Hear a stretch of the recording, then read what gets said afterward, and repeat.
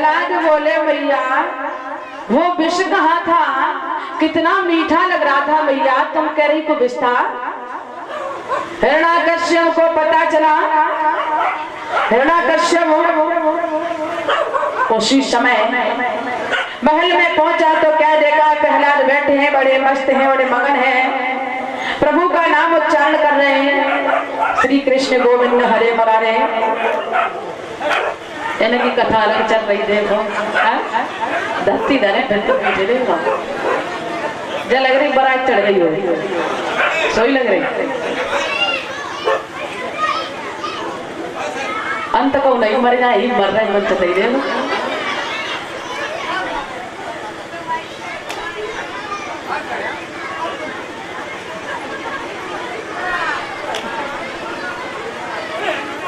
भैया आवाज कह रहा प्रयास करो, तुम ही कथा कह लो, हम तो आदमी कह लो। बोली वृंदावन बिहारी लाल की, बोली राधा कृष्ण की। तो श्री सुखदेव जी बोले, हे राजन परीक्षित, आज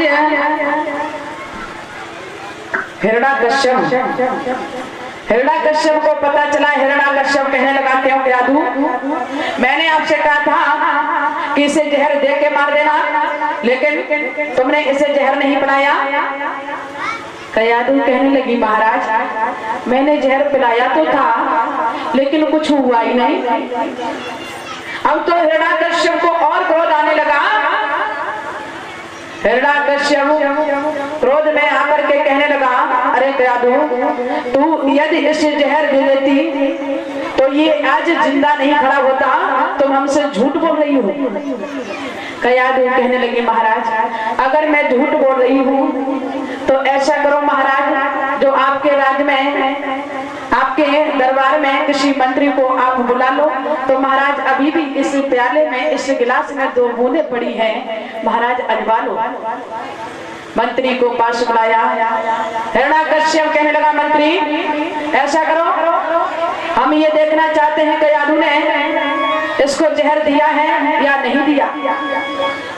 तो इसमें जो 2 बूंदें पड़ी हैं, ऐसा करो आप इसका पान करो।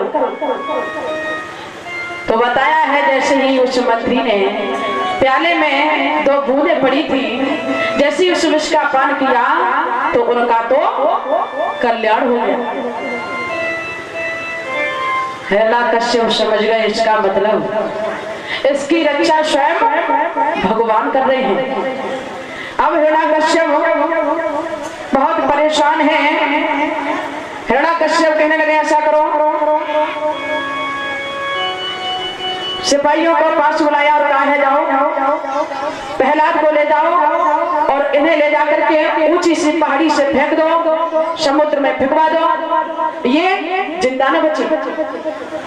मंत्रियों को बुलाया। मंत्री सिपाही सभी लेकर के प्रहलाद को ऊंची सी पहाड़ी पर पहुंचे हैं।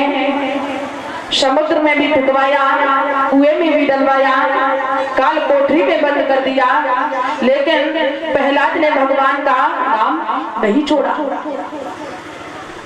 चलते फिरते, उठते बैठते जाते केवल भगवान का ही नाम रखते हैं।